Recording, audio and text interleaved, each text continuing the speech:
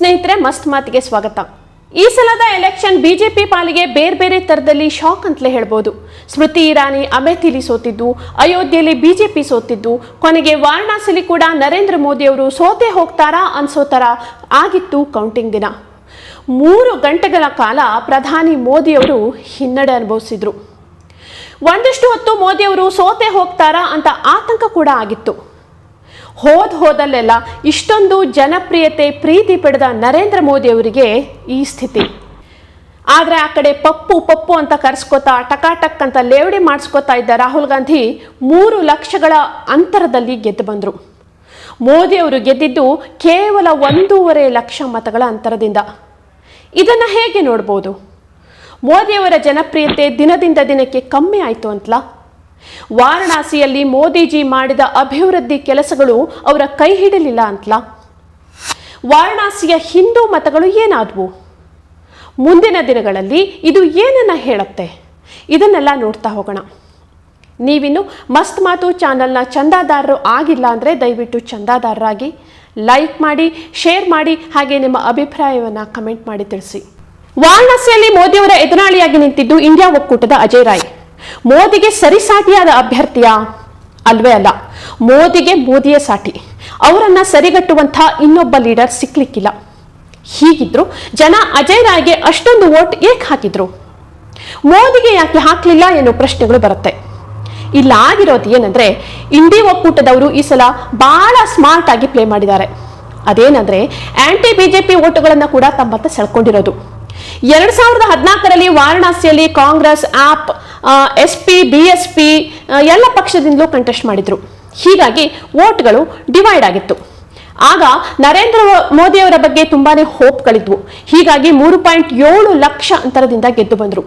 2019ರಲ್ಲೂ Congress, SP, BSP ಕಂಟೆಸ್ಟೆಂಟ್ಗಳಿದ್ರು. ಹೀಗಿದ್ರು Modi ಅವರಿಗೆ ಮೊದಲಿಗಿಂತ ಹೆಚ್ಚೇ ವೋಟ್ಗಳು ಬಂದ್ವು. ಮೋದಿ ಅವರು 4.8 ಲಕ್ಷ ಮತಗಳ ಅಂತರದಿಂದ ಗೆದ್ದು ಬಂದ್ರು. ಆದರೆ ಈ ಸಲ ಮಾತ್ರ ಇಂಡಿ ಅಲಯನ್ಸ್ ತುಂಬಾ ಕೇರ್ಫುಲ್ ಆಗಿ ಪ್ಲೇ ಮಾಡಿದ್ರು. BSP ಬಿಟ್ರೆ ಇನ್ಯಾವ ಪಕ್ಷಗಳು ವಾರಣಾಸಿಯಲ್ಲಿ ಕಂಟೆಸ್ಟ್ ಮಾಡಲಿಲ್ಲ. ಇಂಡಿಪೆಂಡೆಂಟ್ ಕಾಂಚಿಪಿಂಚಿಗಳು ನಿಂತಿದ್ರು, ಅವರೇನು ಡಿಫರೆನ್ಸ್ ಮಾಡಲಿಲ್ಲ. ಆಂಟಿ ಬಿಜೆಪಿ ವೋಟ್ಗಳೆಲ್ಲ ಅಜಯ್ ರಾಯ್ಗೆ ಬಿತ್ತು.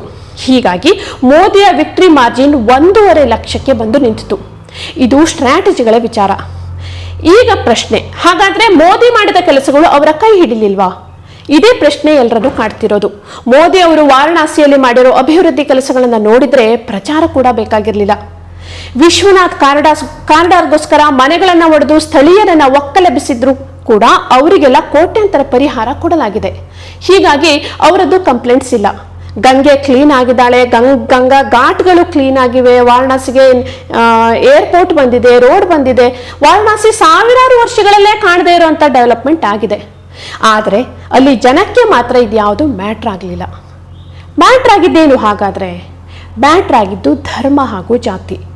ವಾರಣಾಸಿಯ ಭೂಮಿಹಾರ್ ಬ್ರಾಹ್ಮಣರು ಹಾಗೂ ಯಾದವರು ಮತ್ತು ಮುಸ್ಲಿಮರು ಅಜಯ್ ರಾಯನ್ನ ಬೆಂಬಲಿಸಿದ್ದಾರೆ. ನರೇಂದ್ರ ಮೋದಿ ಅವರ ಬಗ್ಗೆ ವಾರಣಾಸಿಯ ಮೈನಾರಿಟಿ ಕ್ಲಾಸ್ಗೆ ಅಸಮಾಧಾನ ಇದ್ರೆ ಅದು ಸಹಜ ಅನ್ಬೋದು.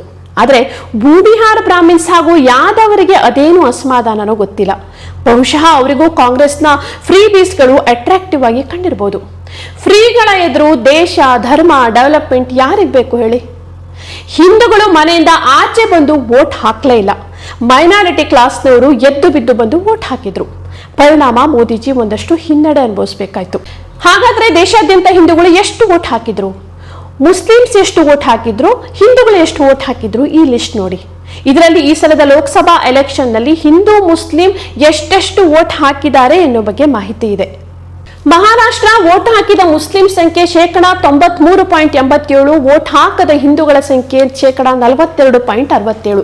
ರಾಜಸ್ಥಾನ ವೋಟ್ ಹಾಕಿದ ಮುಸ್ಲಿಮರ ಸಂಖ್ಯೆ 94.62%, ವೋಟ್ ಹಾಕದ ಹಿಂದೂಗಳ ಸಂಖ್ಯೆ 39.96%. ವೆಸ್ಟ್ ಬೆಂಗಾಲ್ ವೋಟ್ ಹಾಕಿದ ಮುಸ್ಲಿಮರ ಸಂಖ್ಯೆ 95.45%, ವೋಟ್ ಮಾಡದ ಹಿಂದೂಗಳ ಸಂಖ್ಯೆ 37.57%. ಉತ್ತರ ಪ್ರದೇಶ ವೋಟ್ ಹಾಕಿದ ಮುಸ್ಲಿಮರ ಸಂಖ್ಯೆ 92.38%, ವೋಟ್ ಹಾಕದ ಹಿಂದೂಗಳ ಸಂಖ್ಯೆ 38.92%. ಸೊ ಈಗ ಒಂದು ಐಡಿಯಾ ಬಂದಿರಬಹುದು, ಬಿಜೆಪಿ ಈ ರಾಜ್ಯಗಳಲ್ಲಿ ಸೋಲೋದಕ್ಕೆ ಏನು ಕಾರಣ ಅಂತ. ಸ್ನೇಹಿತರೆ, ಇದು ಬಿಜೆಪಿಯ ಸೋಲಲ್ಲ, ಹಿಂದೂಗಳ ಸೋಲು. ಒಂದು ದೇಶದ ಪ್ರಜೆಗಳಿಗೆ ರಾಜಕೀಯ ಪ್ರಜ್ಞೆ ಇರೋದು ಬಹಳ ಮುಖ್ಯ. ಬಡತನವೇ ಇದ್ರೂ ಕನಿಷ್ಠ ವಿಧಾನಸಭೆ ಲೋಕಸಭೆಗಳು ಹೇಗೆ ವರ್ಕ್ ಆಗುತ್ತೆ ಅನ್ನೋದರ ನಾಲೆಜ್ ಇರೋದು ಬಹಳನೇ ಮುಖ್ಯ ಆಗುತ್ತೆ. ಆದರೆ ನಮ್ಮಲ್ಲಿ ಎಷ್ಟು ಮಂದಿಗಿದೆ? ಎಲೆಕ್ಷನ್ ಬಂದ್ರೆ ಯಾವ ಪಕ್ಷದವರು ಎಷ್ಟು ಫ್ರೀ ಕೊಡ್ತಾರೆ, ತಮ್ಮ ಜಾತಿಯವರು ಕಂಟೆಸ್ಟ್ ಮಾಡ್ತಿದಾರೋ ಇಲ್ವೋ ಎನ್ನುವುದಷ್ಟೇ ಮುಖ್ಯ ಆಗ್ಬಿಟ್ರೆ ಬಹುಶಃ ಮುಂದಿನ ದಿನಗಳಲ್ಲಿ ನಾವು ನಮ್ಮ ಹಿಂದೂಸ್ಥಾನವನ್ನ ಅನ್ಯ ಧರ್ಮದವರಿಗೆ ಒಪ್ಪಿಸಬೇಕಾಗತ್ತೆ. ಇದೆಲ್ಲದರ ನಡುವೆ ಒಂದು ಸಮಾಧಾನದ ವಿಚಾರ ಏನಂದ್ರೆ ಬಿಜೆಪಿಗೆ ವೋಟ್ ಶೇರ್ ಕಮ್ಮಿ ಆಗಿಲ್ಲ, ಅಲ್ಲೇ ಇದೆ. ಬಿಜೆಪಿಗೆ ಹಾಕೋರು ಬಿಜೆಪಿಗೆ ವೋಟ್ ಹಾಕಿದ್ದಾರೆ. ಅಂಥವರ ಸಂಖ್ಯೆ ಜಾಸ್ತಿ ಆಗ್ಬೇಕಿತ್ತು, ಆಗ್ಲಿಲ್ಲ. ಆದರೆ ಇಂಡಿ ಅಲಯನ್ಸ್ ಹಾಗೂ ಕಾಂಗ್ರೆಸ್ಗೆ ವೋಟಿಂಗ್ ಪರ್ಸೆಂಟೇಜ್ ಜಾಸ್ತಿ ಆಗಿದೆ. ಫ್ರೀ ಬೀಸ್ಗಳು, ಉಚಿತಗಳು ಬಂದ ಮೇಲೆ ಭಾರತದ ರಾಜಕಾರಣ ಬದಲಾಗಿದೆ. ಯಾವುದೇ ವಿಷನ್ ಕೊಟ್ಟು ಗೆಲ್ಲಲಾಗದ ಕಾಂಗ್ರೆಸ್ ಮುಂದಿನ ದಿನಗಳಲ್ಲೂ ಇದೇ ಚಾಳಿಯನ್ನ ಮುಂದುವರಿಸುತ್ತೆ. ಡೆವಲಪ್ಮೆಂಟ್, ದೇಶದ ಆಂತರಿಕ ಭದ್ರತೆ, ವಿಶ್ವದಲ್ಲಿ ದೇಶದ ಸ್ಥಾನಮಾನ ಇದ್ಯಾವುದನ್ನು ಜನ ಲೆಕ್ಕಿಸ್ತಾ ಇಲ್ಲ. ಯಾವ ರಾಜಕೀಯ ಪಕ್ಷದಿಂದ ಎಷ್ಟು ಸಿಕ್ಕತ್ತೆ ಅನ್ನೋದಷ್ಟೇ ಮುಖ್ಯ ಆಗಿದೆ. ಜನರಿಗೆ ದೇಶ, ಧರ್ಮ, ಡೆವಲಪ್ಮೆಂಟ್ ಅಲ್ಲ, ಇವುಗಳ ಮುಂದೆ ಮುಖ್ಯ ಆಗಲ್ಲ. ಹೀಗಾಗಿ ಭವಿಷ್ಯದ ರಾಜಕಾರಣ ಹಾಗೂ ಈ ದೇಶದ ಭವಿಷ್ಯ ಎರಡೂ ಆತಂಕದಲ್ಲಿ ಇರೋದಂತೂ ಸತ್ಯ. ಗ್ಯಾರಂಟಿಗಳಿಗೆ, ಉಚಿತಗಳಿಗೆ ಕಾನೂನಾತ್ಮಕವಾಗಿ ನಿಷೇಧ ಹೇರುವುದೊಂದೇ ದಾರಿ ಅನ್ಸುತ್ತೆ. ನಮಸ್ಕಾರ.